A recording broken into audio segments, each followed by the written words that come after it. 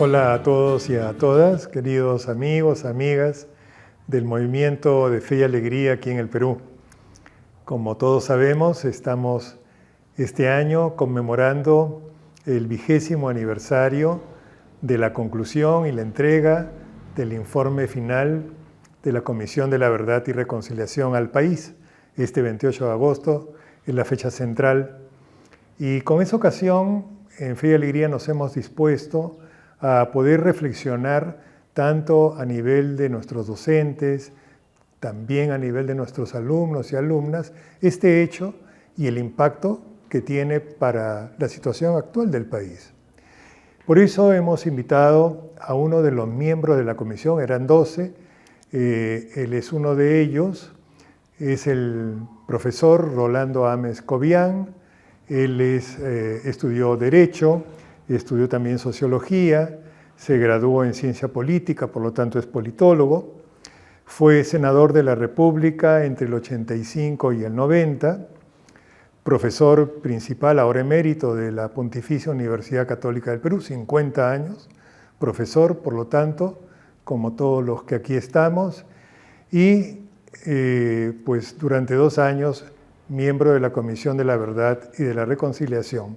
Por eso lo hemos invitado a que esté con nosotros, a que comparta su experiencia, pero también su visión, su balance de país a partir de este hecho clave para nuestro presente histórico. Bueno, yo empiezo agradeciendo además la entrevista y diciéndote, Ernesto, que me parece muy interesante que Fe y Alegría, con el alcance que tiene en el país, pueda ayudar a que en un momento que hay tanta tensión política y tanto debate sobre la violencia, el recuerdo de que hace 20 años que la Comisión de la Verdad entregó su informe sea un motivo para entender mejor lo que pasó, pero también lo que está pasando ahora. Rolando, una primera pregunta que me gustaría hacer es de contexto, que nos ayudes a hacer memoria de la fundación de la comisión, en qué contexto se crea, por qué se crea, quiénes la conforman. El 2000, al final del 2000, Fujimori renuncia a la presidencia y se va al Japón, como se sabe.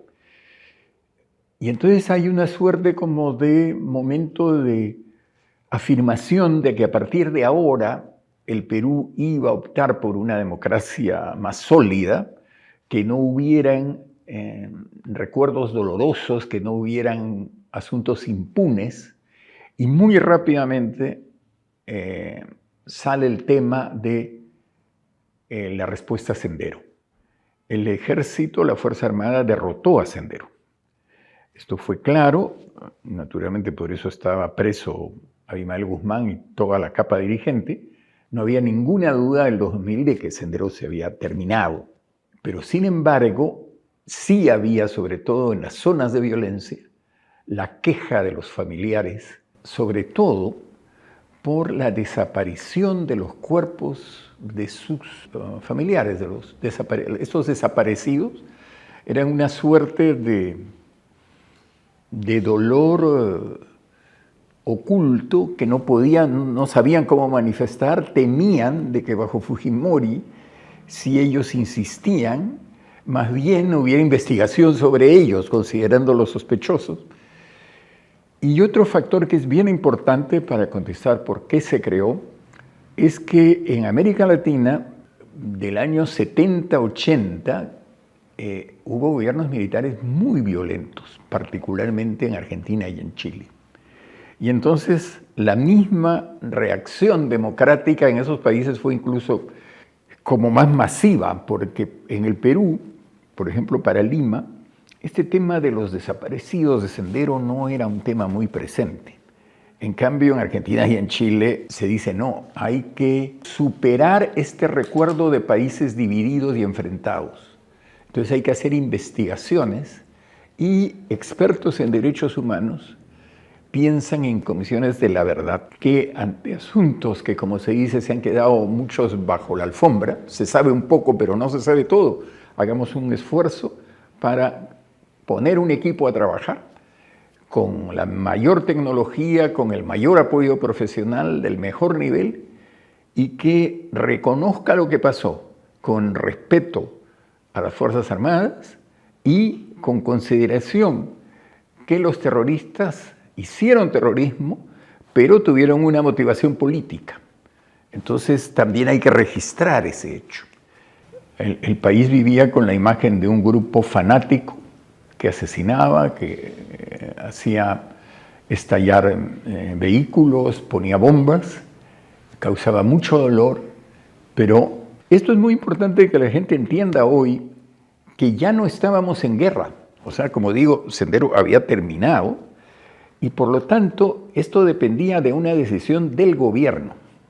Y es así que entonces se decide crearla en el 2001. Valentín Paniagua tiene un gesto además muy noble porque él era de Acción Popular y él sabía que bajo el gobierno primero de Belaúnde, sin mucha conciencia de qué cosa era Sendero, hubo mucha muerte indiscriminada de inocentes.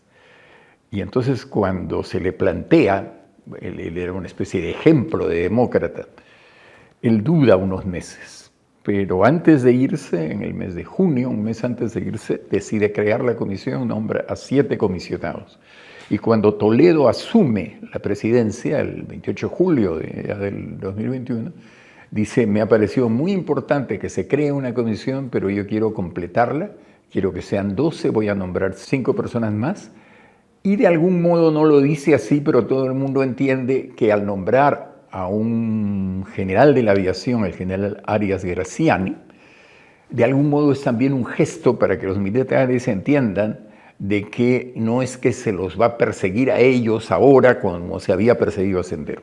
El general Arias Graziani, que entra conmigo a formar parte de la comisión, me contesta cuando le pregunto, ¿y los militares qué piensan de la creación de la comisión? Y me dice, Rolando, vamos a trabajar 2 años juntos, te digo la verdad cruda. Si no hubieran grabado a los militares que firmábamos un acta de sujeción al gobierno de Fujimori, no habría Comisión de la Verdad. Porque naturalmente nos sentimos, de algún modo, nosotros culpables. Pero ¿qué vamos a reclamar cuando queda claro que el gobierno de la dictadura nos obligó? Esto quizá es útil para que los profesores jóvenes de hoy puedan darse cuenta de lo especial que fue esta experiencia, esta institución, digamos. Yo me imagino que en el contacto con tantos testimonios que ustedes escucharon, debe haber sido difícil. Debe haber impactado mucho a cada uno de los comisionados.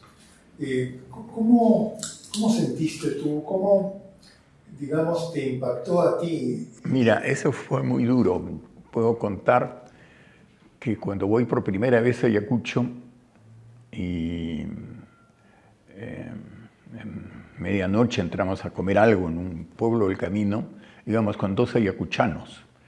Y los ayacuchanos empiezan a hablar entre sí, sin tener claro que nosotros éramos miembros de la Comisión de la Verdad. Sabían que teníamos una relación.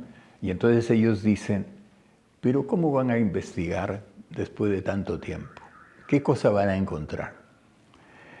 Entonces, cuando empezamos a encontrar, lo que es muy impactante es que pudiera haberse quedado en silencio. Como digo, la desaparición de gente de la ciudad, de familias conocidas. Y otra cosa que es muy dura, es en Ayacucho sobre todo, esto es muy fuerte, el trauma de la ciudad es tal que la gente no quiere hablar. Empieza a hablar solo cuando ve que se trata de algo serio y que le puede ser beneficioso. Leyendo el informe final, bueno, uno puede percatarse del inmenso trabajo que hizo la comisión y de los resultados y hallazgos que ustedes tuvieron y que de alguna manera resumió el presidente de la comisión a la hora de la entrega del informe. Pero, digamos, para ti, ya ahora con el tiempo, ¿cuáles crees que han sido como los 2 o 3 hallazgos importantes, conclusiones que realmente hay que tomar en serio si queremos que el país sea una nación. Tú me preguntas por hallazgos. El primero es que podía haber ocurrido una guerra tan compleja y tan cruel, y de eso no se tenía noticia. El segundo tema es que el número principal de víctimas eran pueblos originarios, quechuas, sobre todo, algunos aymaras, porque uno no entró al sendero, no pudo entrar porque la organización campesina se lo impidió. Y quizá el tercero es esta complejidad de la violencia.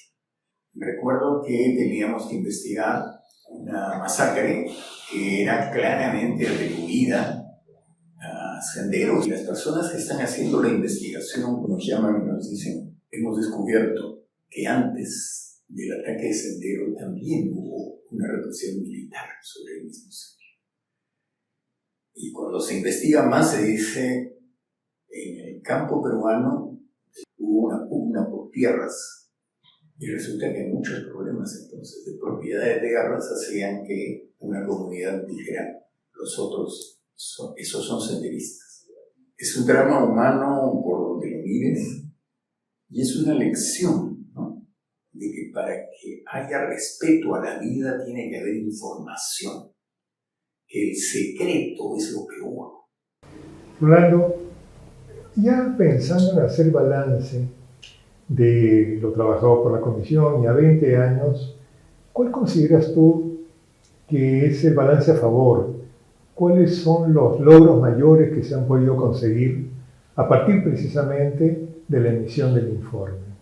El logro mayor es que se avanzó enormemente en lo que ahora existe como registro único de víctimas. Y se pudo calcular con tanta precisión no solo la contabilidad de cuántos cuerpos habían sido encontrados, sino también de cuántos probablemente habían muerto y no eran encontrados, porque se llegó a hacer un trabajo, digamos, con apoyo de expertos en geografía, sabiendo qué intensidad había tenido la violencia y qué otros casos habían pasado, cuántas denuncias había, hacer un cálculo aproximado. Es por eso que nosotros lanzamos esa cifra de 69.000 muertos, cuando me parece que en esos momentos se hablaba de 15.000 o una cosa por el estilo.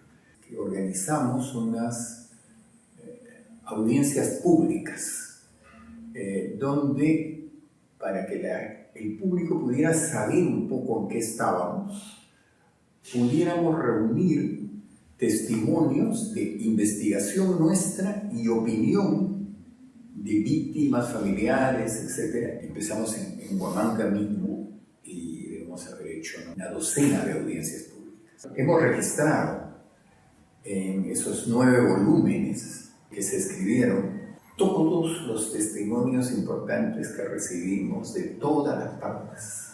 Hemos puesto como una verdad oculta a la luz. Creo que empezó un nuevo capítulo de organización de las víctimas, de activación de los juicios y de pensar el tema reparaciones. ¿Y cuáles son los pendientes, digamos, las lagunas, lo que no se llegó a conseguir a pesar del trabajo meticuloso de la Comisión, sin duda, y que quedan como pendientes, ¿no?, para hoy y para el futuro? Yo creo que el gran pendiente para mí es que las reparaciones fueron dadas por el Estado, pero no dadas como reparaciones por daños o muertes, desapariciones durante la violencia.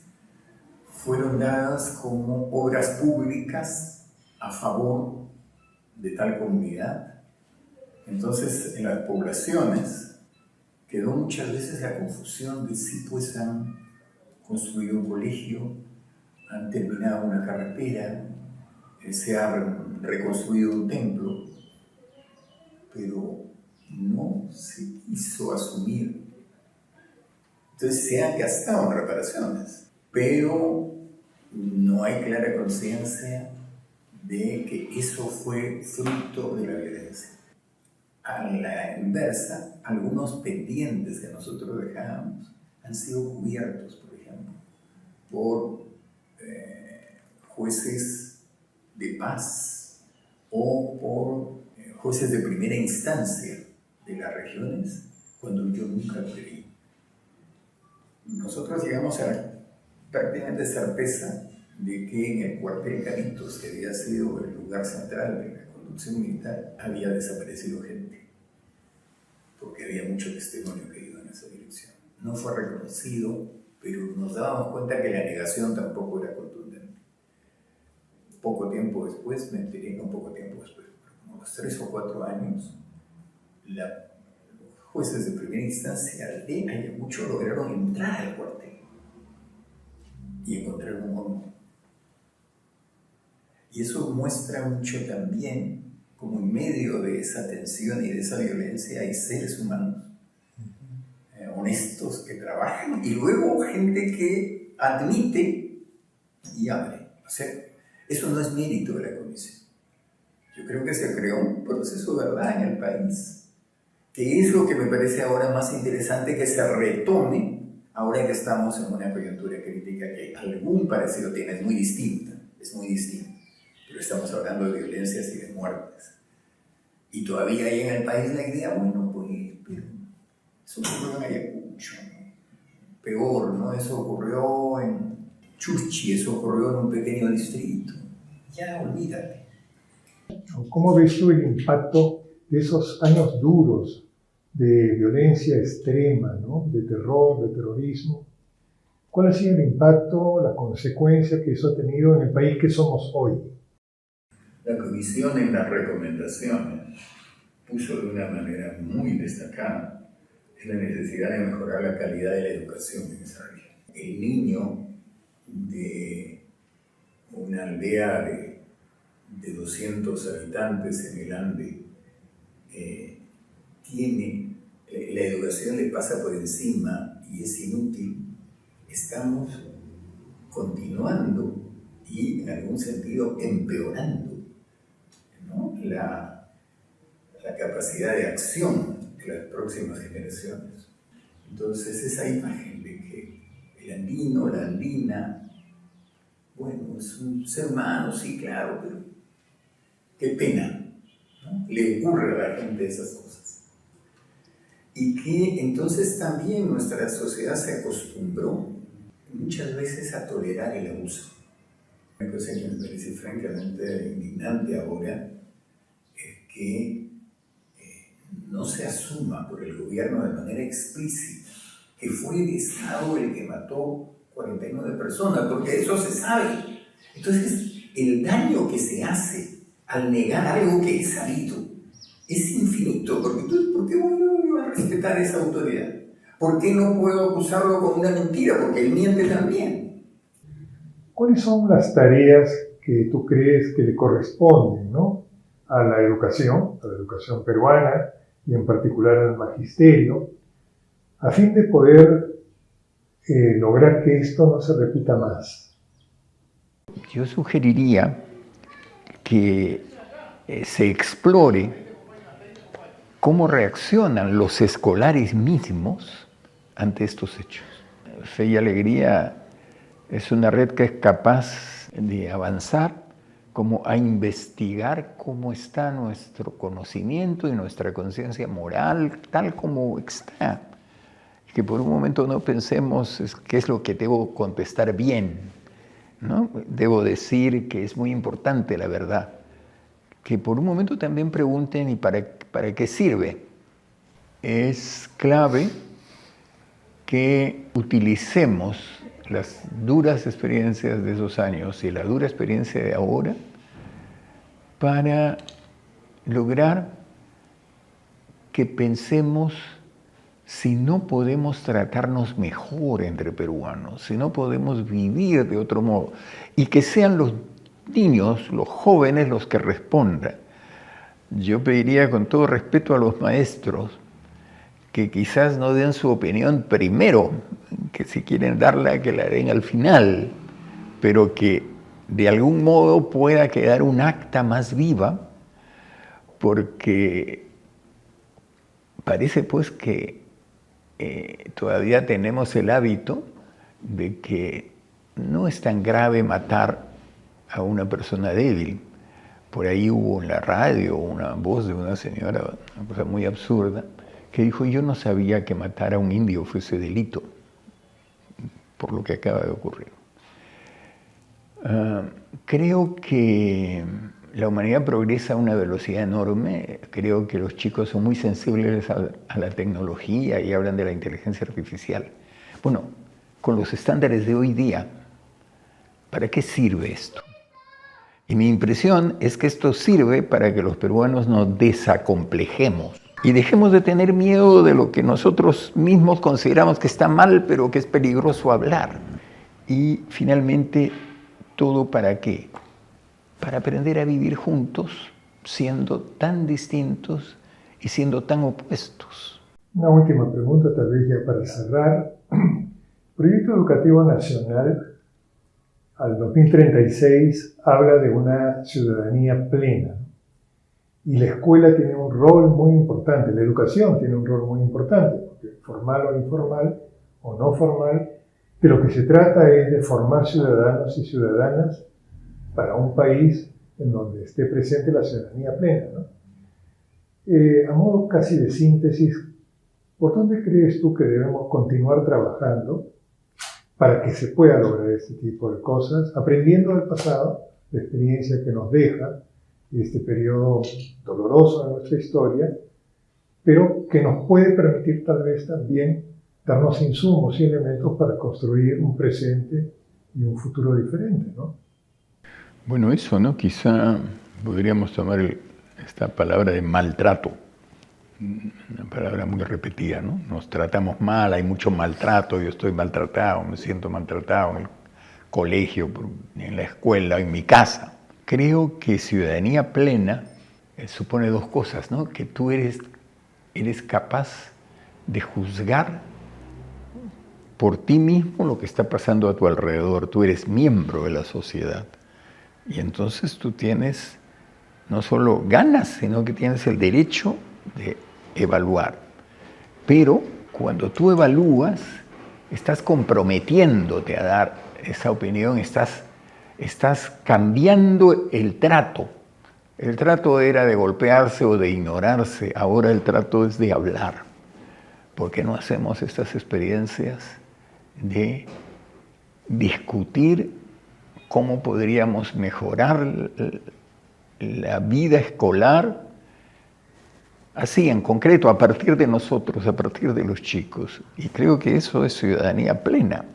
Porque hay una dimensión personal que creo que el mundo cristiano y los mensajes del Papa argentino ayudan mucho a esto, ¿no? Él habla de la amistad social, por ejemplo. Y él dice que, ¿no es cierto?, uno de los grandes vacíos de este mundo es que desconfías de todos y que te pierdes la potencialidad que tienes en la amistad social. ¿Por qué no hacemos una experiencia de amistad social, ¿verdad? Y que eso, si hay profesores creativos como los hay tantos, podrían hacer concursos, podrían escuchar casos distintos. Creo que hay que jugar a hacer las transformaciones ya de veras, o sea, no... antes los viejos hablaban mucho de la revolución. Yo creo que esas son palabras que ya no tienen el mismo valor, porque antes era posible que un gobierno pudiera controlar un país 10 años, 20 años. Entonces podía ser una revolución dirigida por la misma persona. Eso ya no ocurre en ninguna parte, ¿no es cierto? Cada cual tiene su propia opinión. Entonces ahora la salida es que, en todo caso, la revolución sea comunitaria, es decir, que entre todos, ¿qué queremos hacer? Y eso no es para alcanzar una finalidad nomás, sino es para, como dice Francisco, para caminar juntos. El Papa Francisco también nos llama a todos a participar del Pacto Educativo Global, llamamiento que se produce justo antes de la pandemia y que lo ratifica después al año siguiente nuevamente porque considera que es clave el que toda la sociedad participa en la educación de un niño. Él habla de la aldea de la educación, haciendo referencia a un proverbio africano que dice que para educar a un niño se necesita toda la aldea. No basta la escuela, es un espacio privilegiado sin duda, no basta la familia, son claves para la educación, pero es importante que toda la sociedad esté imbuida de que su misión es educar ciudadanos y ciudadanas para un país mejor. Muchísimas gracias, Rolando, por este tiempo compartido, por este diálogo que sin duda va a ayudar a todos nosotros, a todos los profesores, a todas las profesoras, en este proceso de recordar para transformar.